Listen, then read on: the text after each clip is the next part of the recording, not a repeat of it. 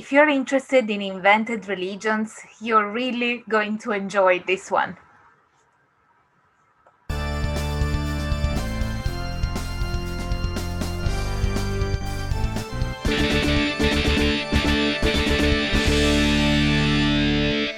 Hello everyone, I'm Angela and welcome to my symposium. I'm a university lecturer and a researcher, and this is your online resource for the academic study of magic and magic practicing religions and traditions.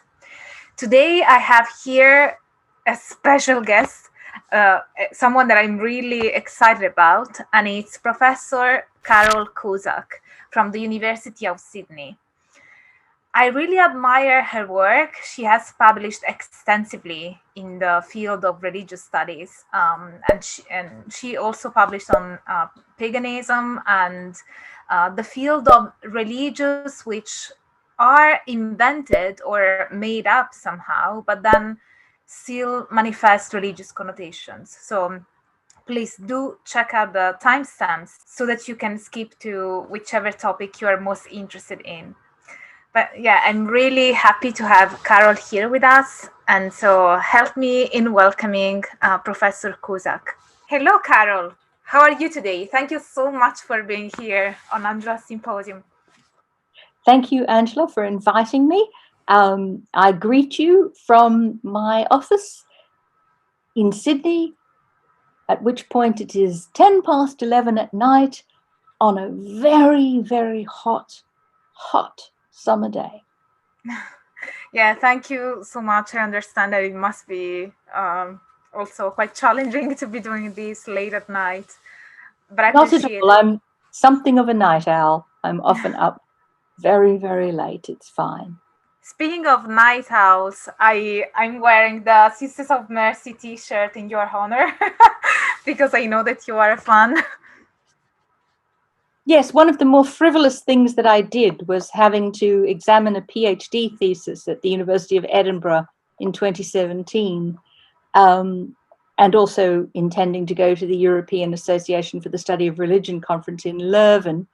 I left Edinburgh and flew to Dresden to see the sisters at the Alte Schlachthof there just for one night, and then I flew back to Leuven for the conference. I have, of course, seen them in Sydney as well, but it did seem appropriate. That's really amazing. That's commitment. But yeah, I'm really, really happy to have you here on the channel because you have done amazing research in a field that I'm really interested into, and I'm really sure that even my viewers will be interested in your work as well. So I suggest you look it up, and I will leave all the information about Carole's works and contact details in the info box. My first question is about, since you have studied a lot invented religions or made up religions, and you have talked quite a bit about the idea of provisional beliefs, I'd like to ask you to expand more on that. What are provisional beliefs and what role do they play in these religions, or maybe, yeah, in any religion, if that's a question that can be answered? Look, it's a really interesting question, and it's worth unpacking quite a bit. I mean, one of the problems is that people have quite narrow ideas about what certain things mean. So if you say, do you believe in X or Y? Most people will think that that's some kind of absolute, that it doesn't mean like on Tuesday afternoon when you have a headache and you want to go home, do you believe X? In which case the answer might be, oh, not very much. Whereas on Saturday morning, when you're feeling relaxed and happy about the world, the answer might be, oh, yes, obviously. And some listeners might think that's sort of frivolous, but I don't think it is. I think that human beings are excellent at holding often mutually contradictory beliefs. And they don't struggle from it. It's not like an existential crisis. The obvious answer, which I really like, the example that I give a lot of my students is, if they think about their self, do they think that it's something kind of stable and essential and real? Or do they think that they're basically fluid and changing and likely to be something entirely different next week? And the interesting thing is that almost every student, and I'm talking about ordinary undergraduates, they start aged 18, they finish around about 21, they nearly always say both, because they do think they've got some kind of core that is them, that makes them not somebody else, that makes them consistently a consciousness. But they also believe in the idea that they're plastic and malleable and changeable and could be something completely different in 5 years, if not in 5 months. And of course, the truth of the matter is that both things are true. I am not you. And it wouldn't matter how hard I tried to think about myself and pretend or act or identify as being you, I would not be you. I am me, and me has some kind of stability. But actually, the person I was when I was 20, the person I was when I was 30, are not the person I am now at almost 60. You were very conscious through time of how you alter. So it occurred to me a long, long time ago that even though I thought of myself as a principled sort of person, and that in general I don't identify with postmodernism, and I think of myself as an epistemological realist, which would probably prejudice me. Most people would think towards the stable self view rather than the plastic developmental self view. I realized that it wasn't a simple either or, that it is possible to be both kinds of person. And I think about provisional beliefs. We talked about this earlier, Angela, about being like playing chess, that you look at a board and you see potential moves that you might make that would influence the game in certain ways. But ultimately, the way the game works, you must choose one move. And so the whole of life, this is a fairly standard sort of argument amongst philosophers who are interested in linguistic determinism. The whole of life is making choices that mean that you don't make other choices. And you make those choices on the basis of beliefs or ideas or opinions or influences or people that you know at the moment. And those things could change. And it doesn't mean because you've made choice A necessarily that you will be dictated by choice A for the rest of your life. And it also struck me when I first started to work in religious studies, I noticed that because it was still quite a conservative sort of era, it was the early 1980s, that there were models that were inherited from Christianity. And the idea sort of seemed to be that, you know, if you had a religious conviction and you stuck to it forever, then that meant you were kind of a principled person. And if you moved from one religious tradition to another or did, you know, kind of exploration of various kinds, that meant that somehow you were, you know, a frivolous gadfly. And of course, probably the 40 years between 1980 and now have told us that that's not true, that once people are cut loose from ancestral religious traditions and given the opportunity to consider how they'd like to structure their life, actually the model of seekership, of moving from one set of beliefs to another, from thinking about yourself as a certain kind of person and then 5 or 10 years later deciding you're a different kind of person, it doesn't strike us as frivolous anymore. It strikes us as natural and evolving.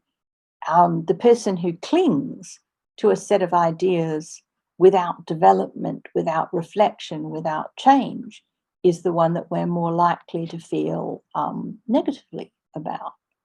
So I think that it's quite, I mean, I hate using the word normal and natural because they're both words that you really shouldn't ever use. They should be in heavy square quotes, you know, scare quotes. And it's like normal, of course, slips very quickly into normative. You know, if you say something's normal, then it means everyone's got to do it. But it now seems to me to be quite normal that people treat phases of their lives as temporary commitments rather than as commitments that you are inescapably permanent. It seems to me that our common mode now is provisional belief rather than the idea that, well, I believe X and I'm going to die in a ditch or on a hilltop for that belief. Where the idea of provisional belief comes from? Is there a particular scholar that kind of theorized it? I don't really think so. I mean, I've got a whole lot of scholars that I'm interested in. I think the people who first worked on ideas about religious shifting and change and also countercultural identities. So people like Wade Clark Ruth in America and Colin Campbell in the UK, both of whom were sociologists, they were looking at people who changed and who chose made unconventional choices and then maybe revised those choices.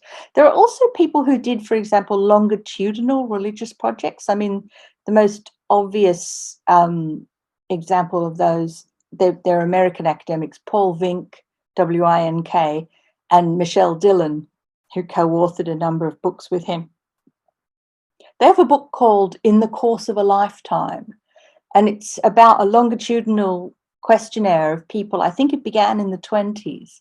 And so people were questioned from when they were children through adolescence, adulthood, into aging, and finally to very, very great old age. And all of the subjects, I believe, of that survey are now dead. But Vink and Dillon wrote a number of books about how people changed as they just lived. You know, even people who didn't particularly choose to become provisional believers, flexible, open, alternative people, nevertheless found themselves altering just as they went along the path of life.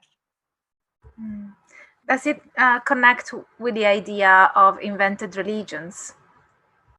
Yes, I think it does. Because when I started working in this field, I was driven really by an aim that has kind of been obscured. I do often mention it when I'm interviewed or asked about it, but most people aren't that interested in it, which is that I was interested in subjects that were not properly documented, like not in an academic sense. There was no academic literature, and most of the sources were websites and hand-produced zines and fringe or underground books from publishers that were generally not considered to be reputable. And so I really started off doing a project trying to turn very flimsy non-academic materials into something that scholars could do something with. But I realized when I started trying to theorize the movements that I wanted to write a book about, and this was in 2009 when I was writing the book, I realized that I had to have some kind of theoretical framework that I could fit them into, because there was no way that I thought, you know, established academia at the time would be very welcoming of this sort of material. So rather than just saying, well, you know, I like this stuff and I think it's interesting, I came up with the idea that the sorts of groups that I wanted to talk about were groups where they explicitly announced that they'd made it up. They didn't try to offer a narrative of legitimation through historical linkages to other religious or esoteric traditions. Rather, the founders said, well, we did this, and we did it because we thought it answered a need in our own lives and in the lives of those people whom we originally kind of recruited from. And so that's my first kind of principle, is that an invented religion says it's invented. It's not an invented religion if people kind of jump around and say, oh, no, that's not true. We didn't make it up. That's something different.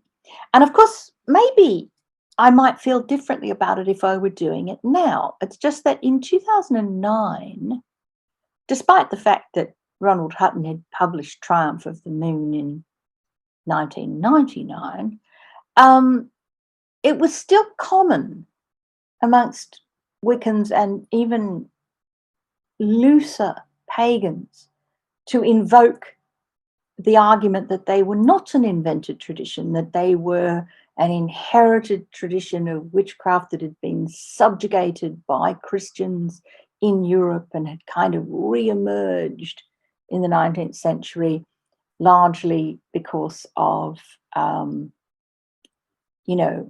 secularization and the kind of weakening of Christian dominance.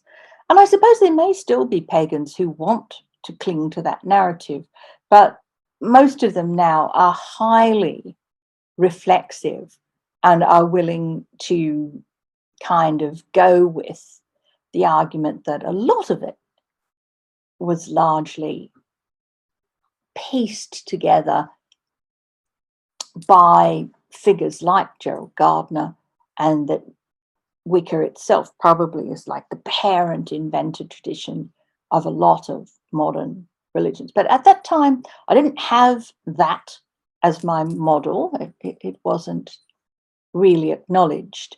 And it's interesting, David Robertson tried to catch me the first time he interviewed me for the Religious Studies Project, and he said he thought that the elephant in the room was Scientology. And I said, no, because L. Ron Hubbard never said he made it up.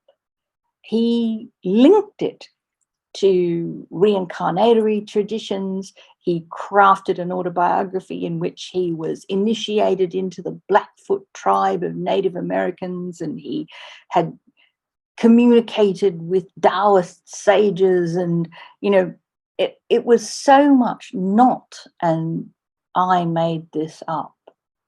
So that was my kind of baseline. And of course, obviously this works really well with kind of ideas about provisional belief, particularly perhaps with Discordianism, which is the group that comes first chronologically, being founded in 1957, because Greg Hill and Kerry Thornley, who founded Discordianism in a bowling alley with a couple of friends in East Whittier, California in 1957, openly admitted that they originally wanted to craft something that was largely a sort of parody religion. But the interesting thing was that they both came to believe that it was real. And it took about 20 years. I think Margot Adler, when she was interviewing people in 1977 for Drawing Down the Moon, her book about pagans and earth worshipping groups in America, she interviewed Greg Hill. She didn't get to speak to Thornley directly, but Greg Hill told her that if you took the goddess of chaos, Eris, which Discordians believe, and you rested existentially in her and you took her as seriously as you might take a deity like Yahweh, then you would discover that you would be taken, I think what he says is, on the very same trip, i.e. that it would work in the same sort of way. And he then said that Thornley had spoken to him recently, and he said to Margot Adler, well, you know, what he says is, if I'd known all of this was going to become, just going to come true, I would have chosen Venus. He was regretting Eris, the goddess of chaos, as the tutelary spirit that he'd called in, almost summoned in a kind of ceremonial magic idea of summoning, that he'd summoned into his life. And then he realized, well, there were a lot of other goddesses and gods out there. Maybe I could have chosen one that would have been more benevolent. But that interview with Margot Adler proves that after 20 years of walking the walk and talking the talk and engaging with Eris as the goddess, the fundamental divine energy at the base of the universe, both Thornley and Hill had gone from being cheeky post-schoolboys, college students who were, kind of just messing with the idea of the goddess and religion, to people who were profoundly marked by the reality of Eris, I guess. And you can see that with other groups as well. I mean, the Church of All Worlds is the other one that's kind of interesting from that point of view, because it migrated from being more of a fiction-based religion to being a mainstream pagan organization after about 5 years. But mostly these people put themselves on the line,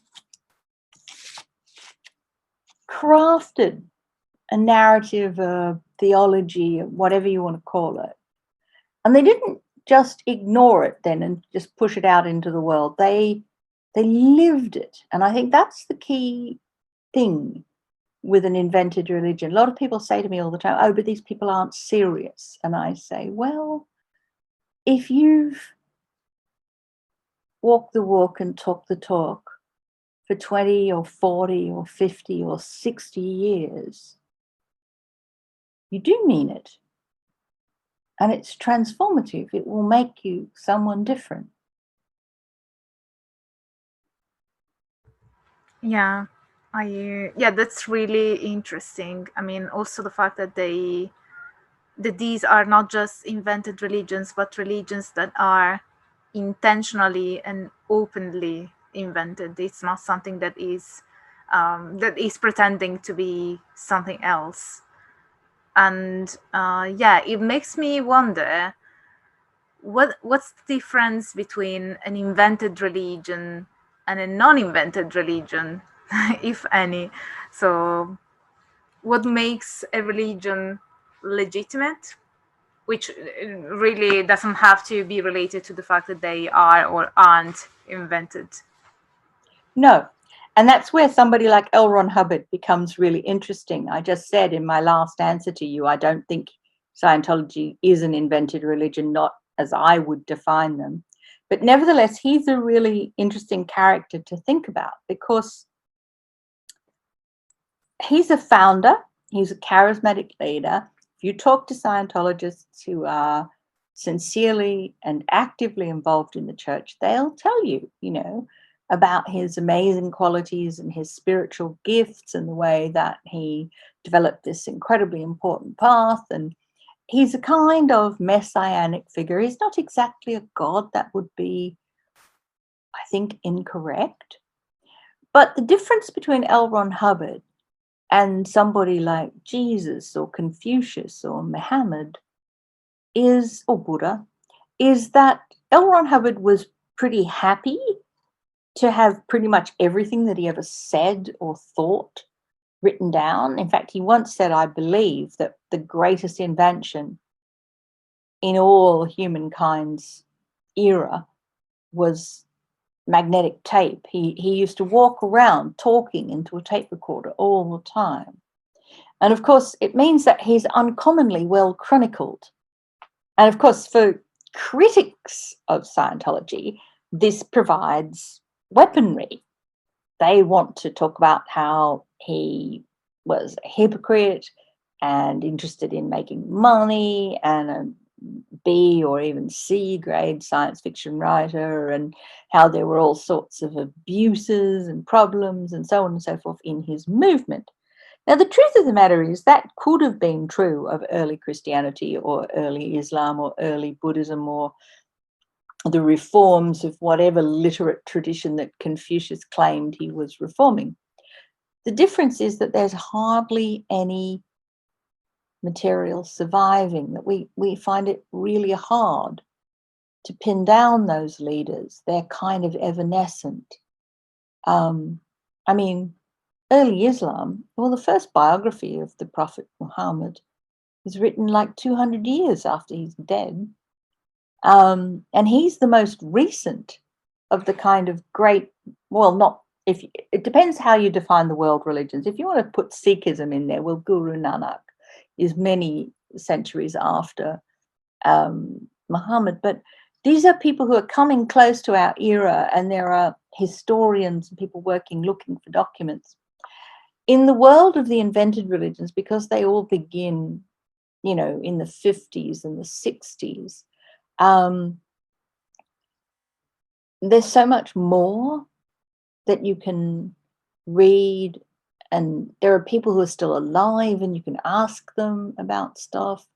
And so when you say, what's the difference between an invented and a non-invented religion? I suppose in one way I'm sort of saying to you, one of the differences is that the non-invented religions are usually those religions that are considered to be traditional. There are a couple of ways of defining that. The world religions paradigm is one of them. So Judaism, Christianity, Islam, Buddhism, Hinduism, with perhaps a few others thrown in. They've got to be textual, for example, and they've got to have purpose-built structures and dedicated priesthood and so on. So some versions of the world religions paradigm would put Sikhism, for example, Confucianism, Taoism into that bracket. Now, that's one way of defining traditional. Another way of defining traditional is indigenous religions, and invented religions are quite different from them too, because indigenous religions are mostly orally transmitted, and they don't identify like a charismatic leader or founder. They're very kind of connected to kinship and the earth and so on and so forth. But you see, it depends how many kind of levels of detail you want to go down through, because for myself, because I'm basically an Enlightenment rationalist, I actually believe all religions are invented. But that's why my little group are different, because they announce that they are, where all the other ones hang on really firmly to the idea that they don't announce that they are. They're either the ancestral practice of time immemorial, which is like the indigenous thing, or they're the charismatic leader-oriented world religions like Buddha, Jesus, Muhammad, or they're traditions like Confucianism and Taoism and Hinduism, which don't focus so much on a founder. I know most people think about Confucianism as being founded by Confucius, and in fact they would even say, should you use the word Confucianism? And I'm using it as a kind of shorthand. But he definitely said he wasn't starting anything. He was just kind of restating a traditional position. So there are all these other religions and groups, and they're not invented because A, they say that they're not, and B, their origin points are so far in the distance that it's impossible for us to conduct the kind of forensic investigation that I'm interested in. And I think that's probably about the best I can do. But for my own position as a secularist, I believe that all religions are human cultural products, and that means ultimately human beings, all invented or crafted or created, or whatever word you want to use, the religions that we know of. Yeah, I find it really interesting how you define the category of invented religions as kind of having this element of self-identification with their aspect of being invented, and the idea that they are recent enough so that we can kind of trace back to where they started and analyze, the entire length of their existence. That is quite interesting. But that also makes me wonder, since here on the channel and in general, I'm, as you can tell, particularly interested in magic. I wonder, is there any difference between the practice of magic that happens within invented religions and the practice of magic which happens within more established or traditional traditions? Okay, that's a really complicated question. When you think about magical practice, it's such a broad term. It can encompass things that are as complex as the ceremonial magic of the Hermetic Order of the Golden Dawn, and the sorts of spells and potions and talismans that village wise men and women used to provide to their clients. And I've thought long and hard about this whole question about magic in invented religions, because in a couple of cases there very obviously is, but in, I'd say, the majority, magic is more or less absent. So it's probably better to talk about the easy cases first. So the Church of All Worlds, founded on the 7th of April in 1962 by another two American college students, Tim Zell and Lance Christie. It was originally based on Robert A. Heinlein's science fiction novel Stranger in a Strange Land, which is the story of a man called Valentine Michael Smith, who is actually a human baby whose parents die in a probe to Mars, and he's brought up by Martians and then brought back to Earth, and he preaches a kind of gospel which he claims encompasses Martian values, which include complete sexual freedom, non-traditional family structures, the truth of all religious traditions. Everything is true, which is kind of an interesting one philosophically or logically. And initially, Tim Zell and Lance Christie modelled their new religion, which they called the Church of All Worlds, after the church that Valentine Michael Smith founds in the novel, and they tried to instantiate it in their world based on the same sorts of things. So they did things that people did in the novel, like sharing water as a sacrament, because Mars is dry and hot, and Mike tells all of his followers on Earth that the sharing of water is the most precious thing that people can do. And, polyamory and various other sorts of things were part of it.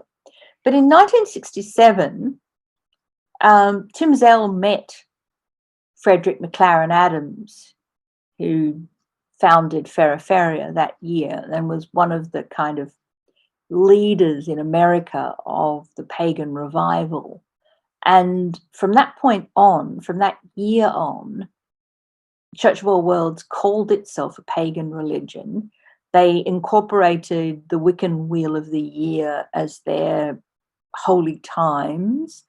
Even though they went through a few more changes, like I think in 1971, Zell had a vision, and they then decided that the goddess, which they'd already pretty much lined up behind as a kind of basic Wiccan idea, was actually the earth, and human beings were like the consciousness of the earth, and basically everybody had to, kind of work towards planetary consciousness, but also the worship, the veneration, the cultivation, the care of this precious earth.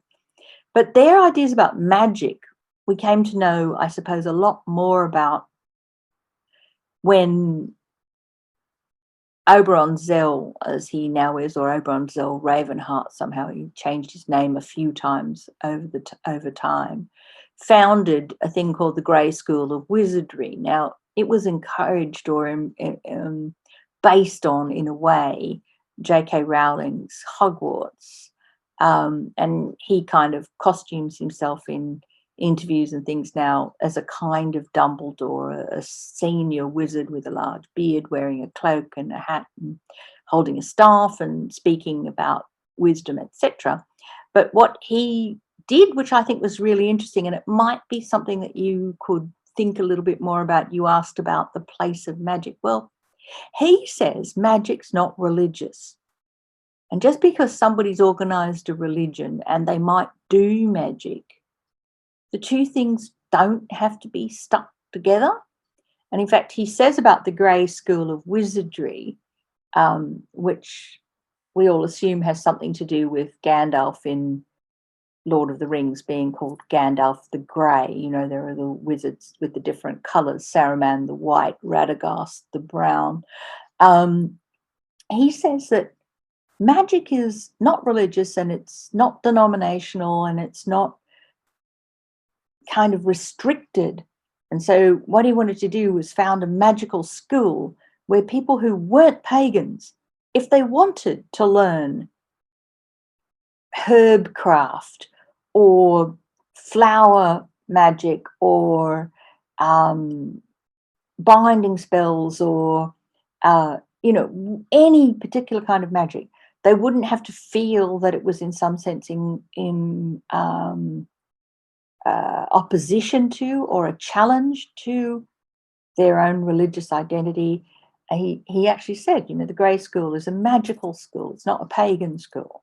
Of course, the thing is that the people who were on the faculty and who still are on the faculty, though some of the original faculty have since died, are all basically pagan elders from Druidry and Wicca and eclectic paganism and all sorts of different traditions. And so I think if you were a fundamentalist Christian who wanted to learn a bit of magic, you might be put off actually doing it through the Grey School because it does look pretty pagan.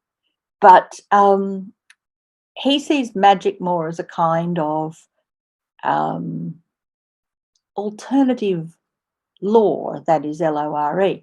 And it's interesting, I know Oberon moderately well, and we've talked a lot about whether or not magic contradicts science. And just as he says it's not necessarily religious, he also says it doesn't contradict science. And it's very interesting. He and Lance Christie, their original degrees when they first met at Westminster College in Missouri, they were studying psychology. And he went on to start a PhD in psychology, though he never finished it. He actually got a doctorate eventually in divinity. And Lance Christie got a doctorate in environmental sciences. So these people are not dumb by any means, and nor are they in any sense hostile to Western education. They're actually quite pro it, really. And he would also argue, he does argue, that the things that he has done in his life with colleagues and friends and family within Church of All Worlds that might be deemed to be magical, he would also think of as scientific. So, for example, there's an interesting period where he and his second wife, Morning Glory, who died in 2014, they bred these unicorn goats. They only had a single horn.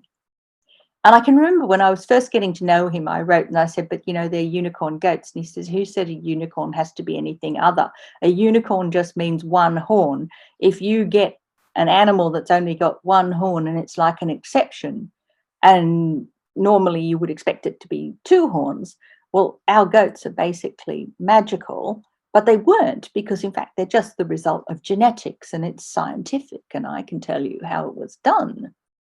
So I both believe it is magic because the unicorn, a mysterious beast that no one had seen for centuries, was reborn in modern America because of our breeding program. So it is magic, but it's just science.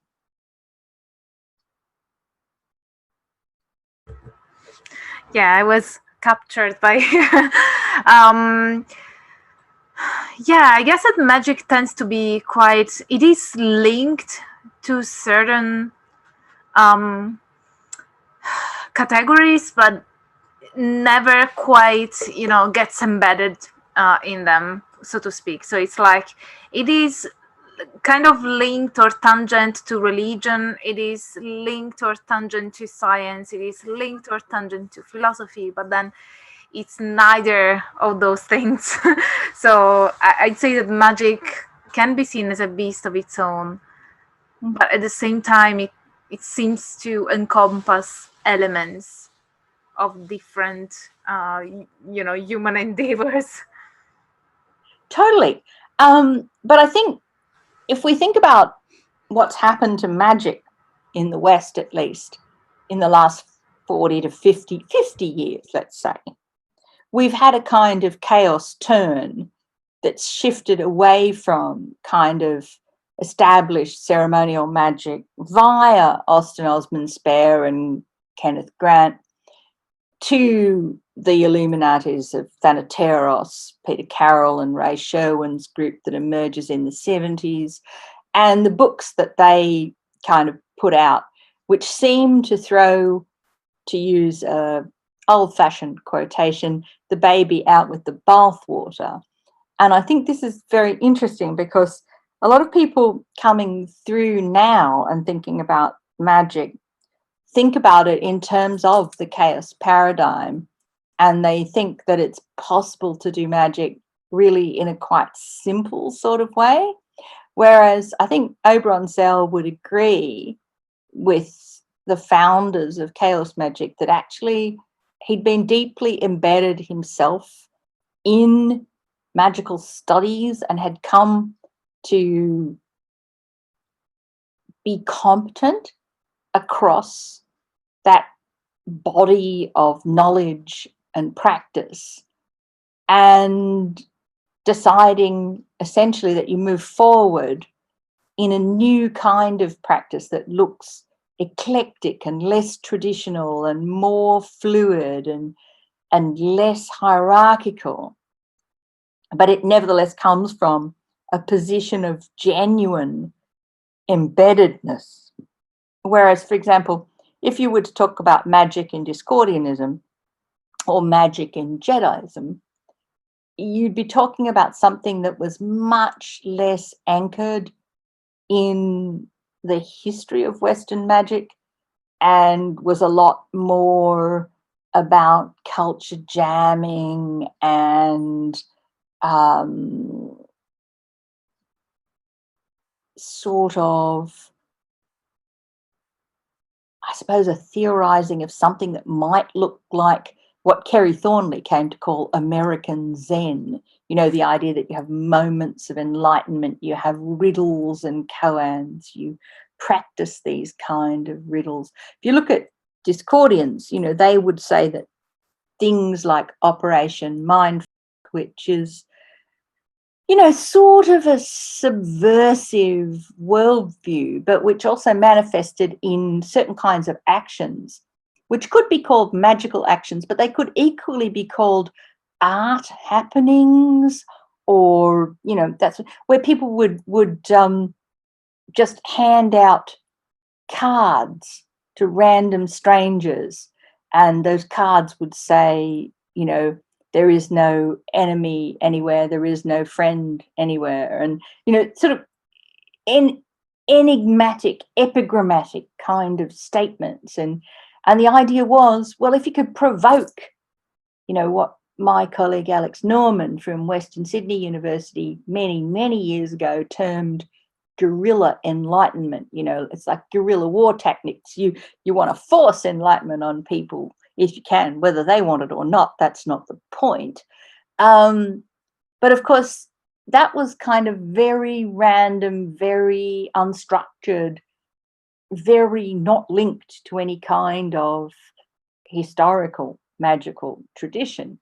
And so I think when I think about the bulk of invented religions, and I think about groups like Iglesia Maradoniana, which is a church founded in 1998 by Hanan Ahmez and a friend whose name I can't remember right now, and worships the recently deceased footballer Diego Maradona, or Dudism, which was founded by Oliver Benjamin, an American journalist who now lives in Chiang Mai, Thailand, and is based on The Big Lebowski, the Coen brothers film, or Copimism, founded by Isaac Herson in Sweden, or I don't know, the church, even the Church of the Subgenius, founded in 1979 by Ivan Stang, Monty Doog, and Philo Drummond.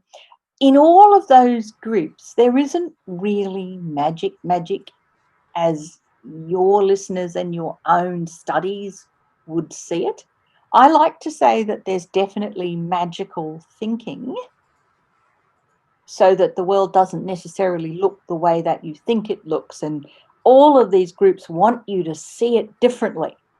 They want you somehow to be able to look at the world and see it differently. And when they say differently, they mean in a kind of explosive, world turned upside down, totally kind of smash it up and start again kind of way. And they all believe in a kind of magical thinking, a kind of enlightenment. Re-enchantment, perhaps. Definitely, though that I think is a bit of a soft term, and it's always a bit difficult to know what to do with it, because it can cover everything from someone who sees a film and finds it transformative to, I don't know, it's just the idea that the world isn't the iron cage of rationality that, Max Weber said it was. So yeah, reenchantment, and also Christopher Partridge's term occulture, which I also think is kind of overly imprecise, but in a lot of these areas actually fits pretty nicely, because the areas themselves are pretty, fuzzy around the edges and messy and unstructured. And in lots of cases, these religions are not perhaps that formalized, and even those that are formalized in a kind of messy, chaotic sort of way. And not everybody believes the same things or agrees that you have to do the same things or whatever. And in the more chaotic traditions, that manifests, kind of with a hyper individualistic kind of practice. And that sort of fits nicely the chaos magic drift as well. The idea that you don't have to belong to a fraternity, and you don't have to study for 35 years or however long it is that it takes you to master the entire corpus of magical texts from, I don't know, Hermes Trismegistus to the present, which who imagines that you can. But it's a little bit like the Discordian idea about guerrilla enlightenment as well. If you look at Rinzai Zen monks in Japan, the koan training is like 30 years. The idea now is that people don't have time to do that. Heck, in 30 years, they might be someone completely different. They might have joined the Catholic Church, or, I don't know, become an aardvark.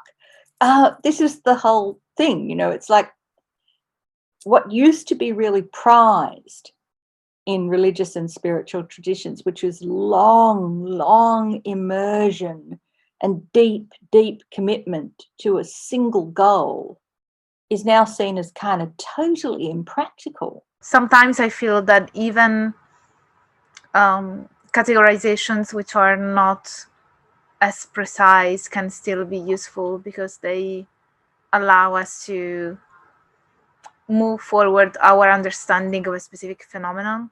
And there are certain religious phenomena which, as you say, are really unstructured by their nature. And so sometimes even language needs to be a bit unstructured and unprecise, so that at least it kind of starts a discussion and enables us to bring to the table all the connotations or lack thereof that these tradition may be having or not having. So I know it's complicated for scholars, and I find myself in that kind of place as well. But yeah, I usually, I may change my mind, but but I usually advocate for using labels even when they are not particularly precise, just as a methodological tool to analyze what connotations of that word or that category may or may not appear in that specific tradition that I'm trying to analyze. I agree. I think that particularly the Venn diagram idea, you know, where you try to see where different bunches overlap, what's the bit in the middle where they all kind of have a core? Is there a core, or are they all kind of floating off? I mean, I think that kind of analysis where you use terms and you try to classify different groups and you try to see if there is something that they have in common or something that they're kind of aiming towards, I think that can be very useful indeed. But I think it's worth saying that all of these groups, even the ones that look sort of non-magical, like Iglesia Maradoniana, I mean, Diego Maradona, is he really magical? Well, he could kick a football pretty well, and you know, but truly, he doesn't appear to be like a. But I mean, that would be interesting too, because I think the two people who founded Alejandro Veron and Hernan Hermes, they would argue that he was like a miraculous figure, and I think this is another thing that's very interesting. Miracle is a term that turns up more often in conventional kind of ideas about religion. And magic is kind of pushed off to the side where it doesn't fit in something like Christianity or Judaism or Buddhism. But there's a sense in which if you just reduce both of them to adjectival forms, so you talk about magical thinking or miraculous thinking, it's much easier to see how they're quite similar, even if you think you could define magic, the noun, and miracle, the noun, as being quite different. When they're just that kind of adjective form, what they point to is a non-materialist, non-reductive naturalist view of the world. They point to a view of the world that allows for something that goes beyond the materialist or the naturalist. Yes, that's really fascinating. So we may say that on an average in invented religions there is more of a magical thinking rather than magical practices, even though there are of course exceptions to that. Yes, I think so. Now I'd like to ask you a few questions from my patrons because I asked them whether they had questions for you, and yeah, they sent me like lots of them, but I had to select a few because otherwise this would last for 10 hours. But yeah, some of these are really interesting. Andrew asks, has any researcher tried to create a religion for study purposes? And if so, did it succeed? That's important. When researchers are researching, you will know that they are bound by ethics clearances. And one of the problems with this idea of did anybody ever, as part of a project, try to create a religion? To the best of my knowledge, the answer is no. And it's largely because the ethical obstacles would be insurmountable. That doesn't mean that some people haven't tried deliberately to create religions for reasons other than say, founders of the better known invented religions. And it's true. One of the most interesting things, I think, is that people tend to forget that the study of invented religions is really a very small subcategory of the study of new religious movements, which is actually a really big field because there are gazillions of new religious movements all over the place. And one of the fascinating things about new religious movements, and two of the really very venerable scholars who studied them for years, Rodney Stark and Tim Miller, pointed out in an issue of Nova Religio about 5 years ago, I think might have been closer to 10, I lose track of these things, that the fate of almost every new religious movement is to die. Almost none of them are successful. I mean, the percentage that are successful is tiny. So what causes them to fail? Well, they don't attract followers, so they're fundamentally unsuccessful. They attract followers, but the followers are attracted to the charismatic leader, and the charismatic leader ages and dies. There's no succession planning, or even if there is succession planning, it doesn't have the same, passionate connection as the charismatic leader. And so it dies. A lot of them run into financial problems. They have no money. They have difficulties getting registration, renting buildings, getting places to live, even access to things like campgrounds and stuff like that. So if you look at an invented religion as a subcategory of new religious movement is a broad category where the majority of new religious movements, the overwhelming majority of new religious movements, fail. Invented religions that we know about usually succeed for a couple of reasons. And this might be something that your listener, my patron, Andrew. Yes, might be interested in. They usually succeed because the thing that they're riffing off or that they connect to has a much wider purchase in the community. So something like Jediism could be, and I think this would be a mistake, but it could be seen as like an extreme form of Star Wars fandom. Star Wars is a big thing. It's culturally significant for an enormous number of people who don't want to become Jedis, who haven't committed to it. And then there's the kind of middle ground, which is intense fandom, and then there's the Jedis. The same thing is true with the religions that were founded using Lord of the Rings as a sacred text. Marcus Davidson at Leiden University works on them. And some of the others that are perhaps not based on fictional texts, but which have certain kinds of anarchist ideals. So copymism, which is about the free sharing of data on the internet, which something perhaps we should all be interested in. These things are all fitting into a background, a cultural background that everybody understands and knows. And so even if you don't want to join, you at least can understand why it's there or what it means. So I have to say to Andrew, your patron, no, researchers haven't tried to do that because really it's unethical.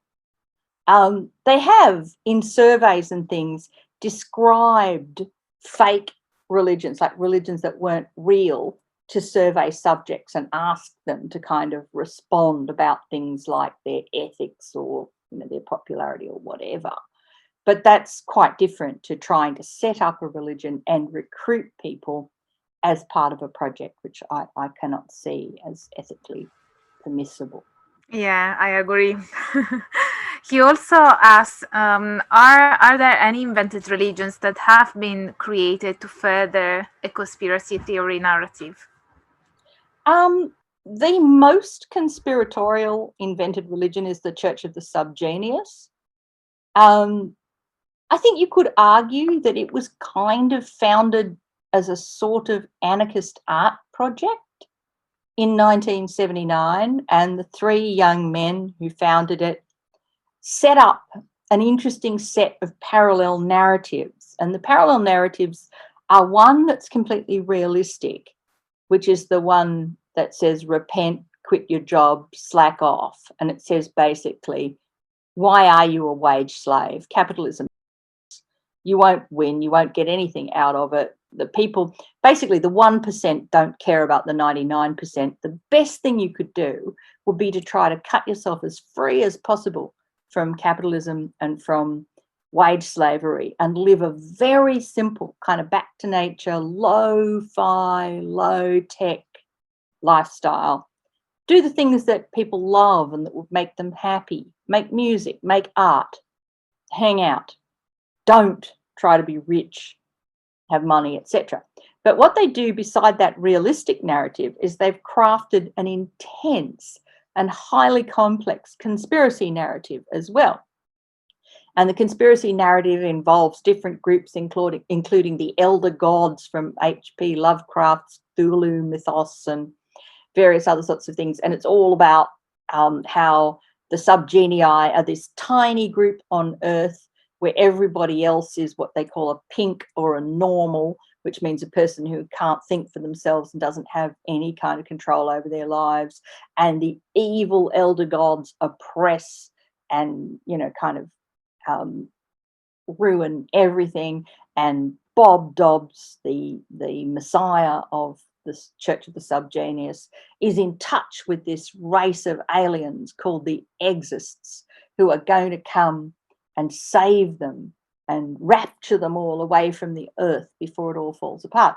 Now, the interesting thing about this is that this narrative is quite important, and it gives rise to a whole lot of things like the observation of X Day, which is the day that the aliens are supposed to come and rescue the subgenii, but which hasn't happened and which may be infinitely delayed. But if you look at the mythos, you'll see that it kind of really is just a story about how the evil, rich capitalist bastards are going to fuck you over. It's just that it's dressed up as the elder gods and and so you could say that the conspiracy narrative is just like a kind of supernaturalist, or at least intergalactic version of the realistic narrative, which is that the rich hate you and wage slavery is horrible and it's better to be free and have nothing than to be a slave in the capitalist system.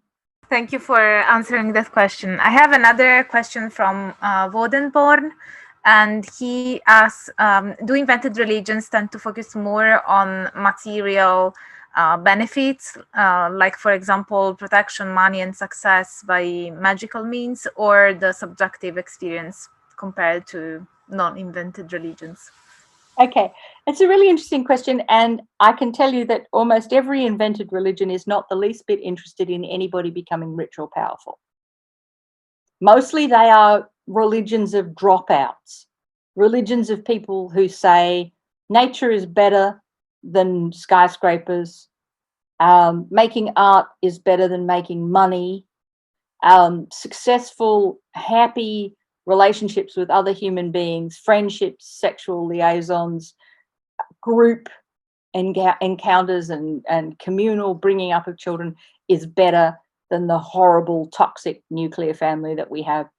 Most of them are really deeply uninterested in materialism.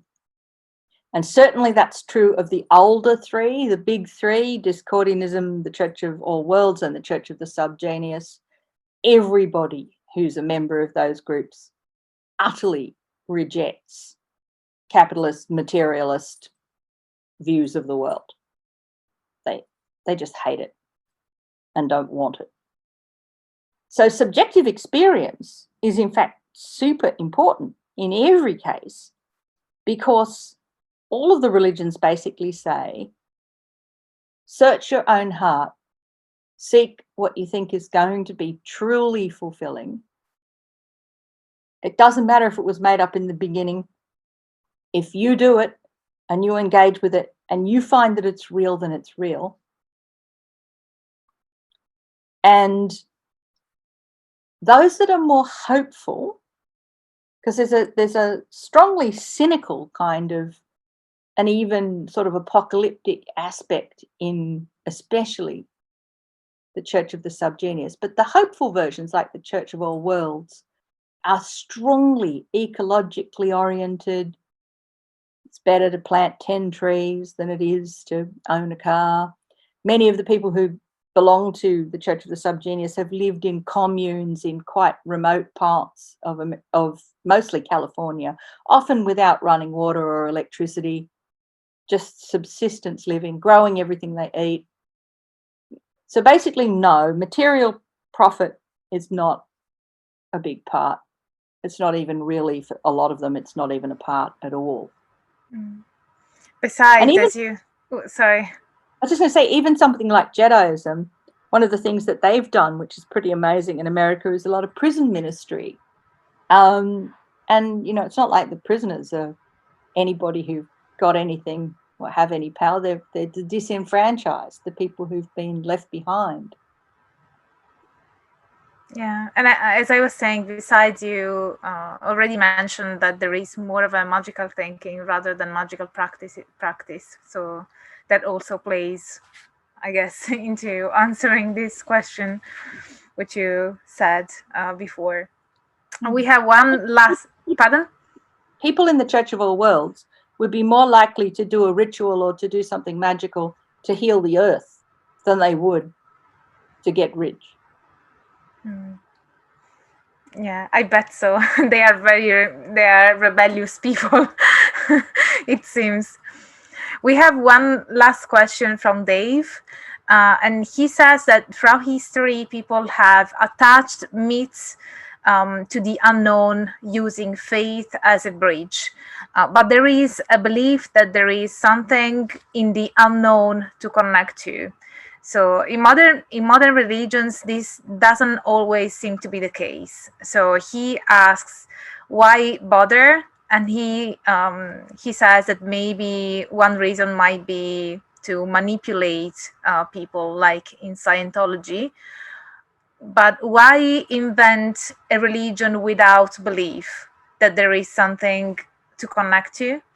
Okay, it's a good question, but I think again it misses some things. Like, he talked about the associating of myth with particular things, and I think that's completely key. When you look at all of the invented religions, story is absolutely, it's the building block, the bottom line of where the people who founded them started. They either made up a story themselves, like the Discordians or the Sub-G, or they found a story, like the Jedi and the Church of All Worlds, that somehow seemed uniquely meaningful to them. And they thought about how they could employ that story in making sense of the world, in doing things to make a meaningful life. Now, when he says using faith as a kind of bridge, and what do you do if you don't believe really? I think that goes back to that whole thing about believing provisionally. One of the reasons we believe provisionally, which of course neither of us talked about when we were talking about that topic, but it lurks in the background all the time, is that we actually now know about 1 million different traditions. And so the idea that you've only got your own tradition that your little tribe believes, and you've never heard of anybody else's stories, it's impossible. All of us know so much. We may not even think that we do. We may not read books about mythology or religion, but everybody who watches History Channel documentaries and even fictional films and television programs picks up stuff about Hinduism and Buddhism and Wicca and Asatru and ceremonial magic and Satanism and all this stuff. It's just everywhere. So another reason why our beliefs are provisional is because we actually select them out of a massive range of other beliefs that we choose to ignore. This one is meaningful to us. The rest of them we won't bother about, or not right now.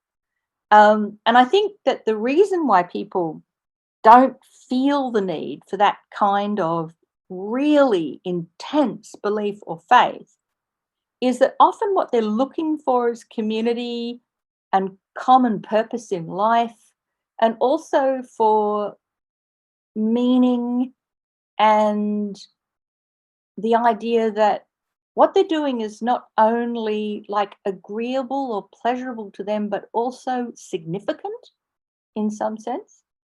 And so when you find yourself in a community, even if you're only the most provisional of provisional believers, if you stick with the community and you end up liking it and it becomes your way of being, and the stories it tells become the way that you tell stories about the world that you live in, it's the point that I made earlier about the founders. If you walk the walk for long enough, it will ultimately change you. And in some cases, that might mean that you might come to believe, in inverted commas. But of course, it's been pointed out that even in conventional religions now, a lot of people don't believe, but they want to belong. You know, they like. I don't know how many people I know who go to church because the church in question has an amazing choir or a really great reverend, or is like a historic and beautiful building in a small country town, and to be a member of it and to cherish and care for it is part of like heritage and history. And many people I know who go to church quite regularly do not believe in any real sense. Sounds like a nice thing to end our conversation and interview with. Okay, thank you. So I'd like to thank again Carole for being here on Angela's Symposium. It was an honor and a pleasure, and I really found this conversation extremely enlightening and I think it will be useful for my own research. So let me know in the comment sections what you think of it and whether you have any questions or doubts or any thoughts really. And if you did like this video, smash the like button, subscribe to the channel, activate the notification bell so that you will never miss a new video when I upload it. And as always, stay tuned for all the academic fun. Bye for now.